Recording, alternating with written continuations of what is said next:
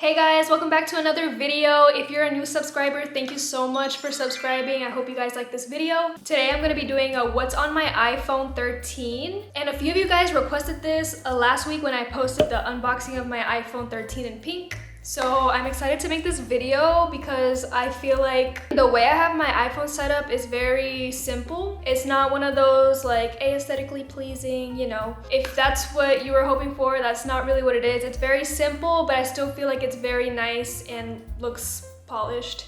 So let's get started. Okay, so this picture I have in my home screen, it's a picture of me and my boyfriend, very simple. I don't really have a cute little wallpaper, but I think this photo is cute, so that's why I have it. As far as widgets, I only have the alarms. To be honest, I don't look at the widgets on the lock screen, so I don't really feel the necessity to have anything. So some other wallpapers I have are, I'm gonna censor this part.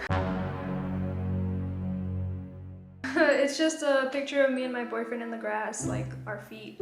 It's cute, okay? It's just, you know, people on the internet are weird. And also, as you can see, there's like reminders, very old reminders on my previous wallpapers, and that's just because I used to use the reminders app that comes with Apple for like my to-do list, but I've actually recently discovered a new app that I prefer, and I'll talk about that later in the video. I don't really change between my wallpapers too much. After a while, I might change the photo again, but for right now, this is the picture that we have. So now let me unlock my phone. Okay, so I'm gonna show you the first column or the first row, I don't know. I'm gonna show you the first slide on my phone. This side is for apps that I don't really touch often. For example, Find My iPhone, I only use that if, you know, I need to find my AirPods or something. Measure, I have used this one before, believe it or not, but it's not really accurate, so I might just go ahead and delete that later. Voice memos, I use that for when I'm recording audio for a video, and usually when I'm like in a very loud area or if the camera's too far away to pick up the sound, I use the voice memos app. And then Sprocket, it's an app for this little printer I got for Christmas, so I can print out photos directly from my phone. It's very useful, but I don't use it that often. This second slide is a slide that I go on the most. Well, not the most, I would say I go on it pretty often. I don't know if it's just me, but when I like look at my phone screen, my eyes go directly to the middle of the screen, not the top.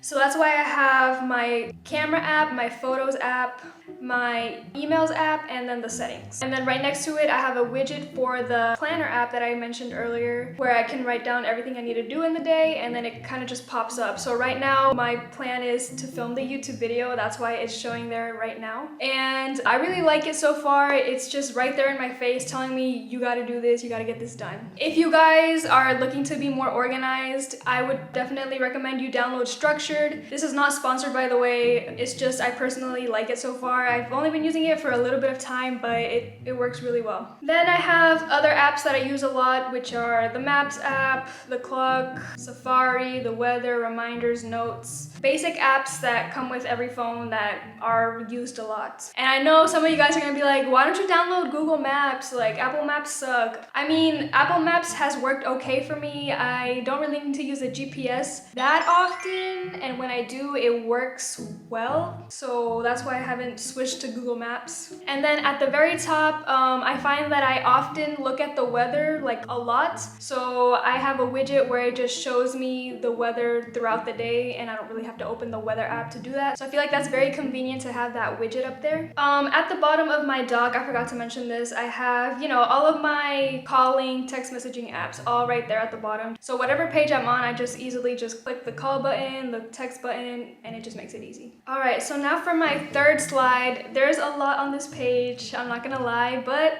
I like the way I organized it, and it makes sense for me personally. So like I mentioned earlier, my eyes always go directly to the middle of the page. So my most used apps, of course, are Instagram and YouTube Studio. I don't use Snapchat that much, but I just have it there because I feel like it makes sense for it to go next to like the social media apps. So yeah, I also do use a lot of Spotify. Yeah, and I just made Spotify a widget because every time I put in my headphones, I go straight to Spotify, and it just makes it big enough where I don't even have to look for it. I can just like tap.